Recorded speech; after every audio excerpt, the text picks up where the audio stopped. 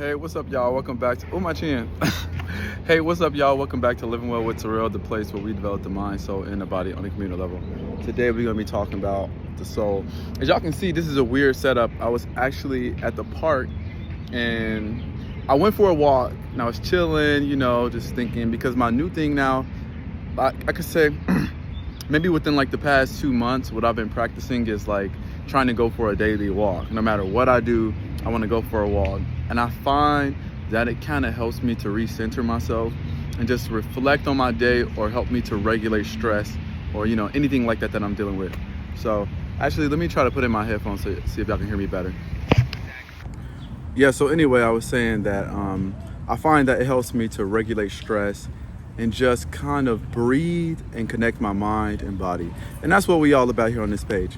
So anyway, I was coming from my walk, and I was like, this would be a great time for me to kind of just like talk with y'all and let y'all know some of the random things that occupy my mind, because there are a lot of random things that occupy my mind. Recently, I've been thinking about like my life and long term. As you know, like my birthday is coming up soon, and I don't know about y'all, but like every time my birthday is approaching, I always kind of think about my life and like where my life is headed, like what direction do I think I'm headed in, and like what is my projection, right? So I was thinking more so like on a personal note. Like I've been seeing a lot of couples lately, I don't know what it is, and then like my friends getting married and everything like that, people starting families. So it's kind of prompted me to think about like, what will my romantic life look like in the long run, right?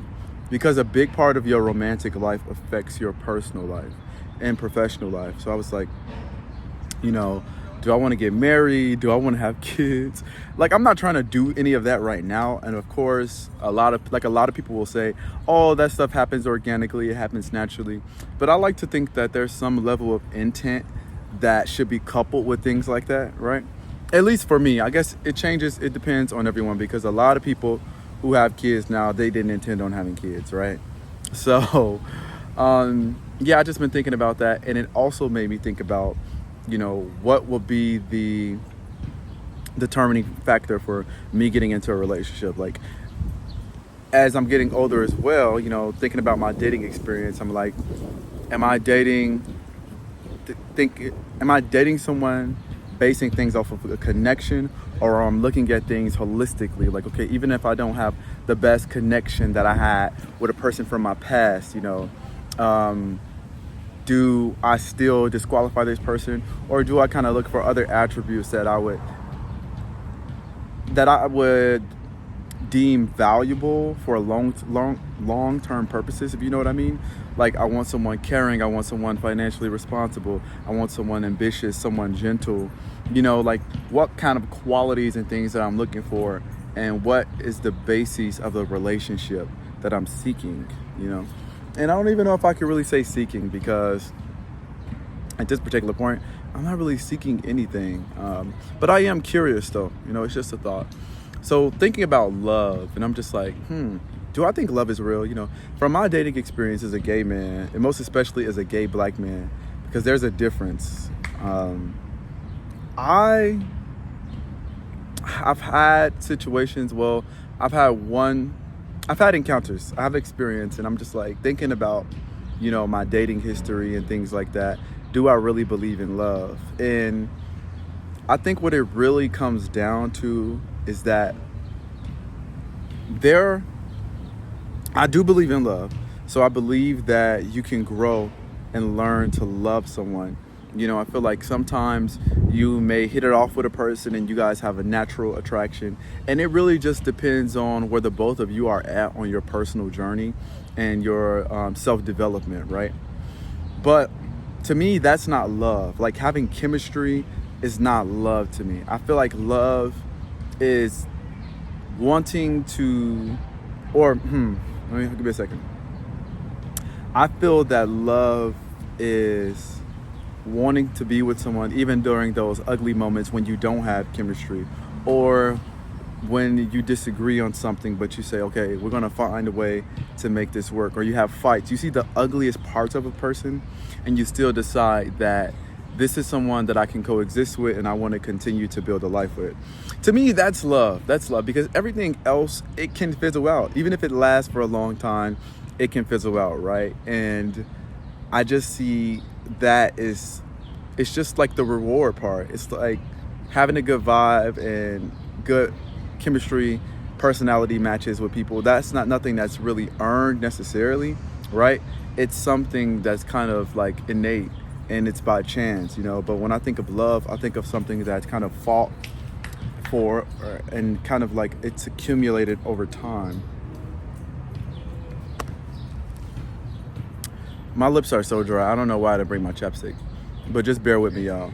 Yeah, so I feel like I do believe in love. And then when it comes to soulmates, soulmates are tricky. I'd say I don't necessarily believe in soulmates. I do not. Not in a romantic sense alone. Well, maybe let me scratch that. I do believe that soulmates exist on all levels, but I don't believe that it's like the idea of you have one romantic soulmate and no one else, you know, because I have a soulmate, I have a friend, it's a non-romantic relationship, and I just feel like our purpose in life is to kind of like help each other develop into better people, because we understand each other on a very deep spiritual, mental level. Like we just get each other, we understand each other, and there's so much validation, and it's like words really can't explain our level of connectivity, but we both acknowledge that there is no sexual or romantic interest. It's purely just, it's so pure. I think that's the best way to explain it. And I feel like I'm not dog is coming over here with a frisbee. Sorry, y'all. But I feel like there's no way to really explain it. It's just something so pure. It's like I'm not seeking anything from you. You know, all I want to do is to see you be the very best person you are, and I understand you on a level where you don't even really need to explain anything to me. You don't need to, you know, you don't have to fight for your honor, or you don't have to ever try to defend your character, because I understand you on so many levels that it's just everything's understood. And I think soulmates exist in that sense, and I think we have multiple soulmates. So maybe you do have like a platonic, you know, soulmate, and then a non-platonic soulmate. You may have romantic soulmates. Maybe you have soulmates that are just for specific areas of your life, like business, you know, professional development, things like that. I think that we have multiple soulmates. I don't think we just have one. Like, I'm not really a believer in that, of that rather. But for me, in an ideal world, I say, like, in an ideal world for me, I see myself just being with someone who kind of challenges me in a non-hostile way, but kind of like us being together forces my development. You know, I can learn things from them, and I really just want to explore the world and learn things, like, you know, peace. I want peace, I want happiness and things like that. So to me, love is, you know, revealing myself and learning to be vulnerable with someone totally and present my authentic self and have them see all of those bits and pieces and love those bits and pieces because it is me. And in exchange, I do the same thing. Now, of course, that's limited, right? That's not to say if I have a stink attitude, take me as I am. You know, it's not like that at all. I want someone to, you know, I want to be developed and I want to do the work myself, but I'm talking about things that, you know, that I can't really change about myself, and, you know, just things that I may see as little imperfections, but they see as like something beautiful, you know. I want love. I think we all want love, right? Like, I feel like I want love. I want a family. I'm pretty sure I want a family. Maybe not anytime soon as far as kids, but maybe, I can't put a number or an age on it, but I don't want to get too old. But I would like to have kids. I like to have a house, you know, and I always say I want a garden. I want a little pond or river in my backyard, you know, a few trees with fruits and things like that. I want to grow my own thing. I want to have my own little ecosystem. You know, those are things that bring me joy. And just being with someone who, if they aren't creative, they can appreciate creatives and they can appreciate creativity. And someone who is masterful and technical in their own regards, right? Because I feel like there is a certain level that you reach no matter what craft that you enter, where you have to become technical to execute it or to understand it. Even if you're just naturally gifted at it, there is a system and there is a technique in which you acquire or develop over time. So yeah, that's pretty much it. This is very random, this whole video, but this is just the vibe that I was feeling. Yeah. Be sure to like this video, leave a comment, and let me know what is your ideal romantic, situation. Like, do you want kids, and do you think kids are good or bad for relationships? I'm very curious to know. So stop what you're doing right now and let me know that in the comments. I'm just so curious. But I think about dating culture today and how everything in a sense is so automated.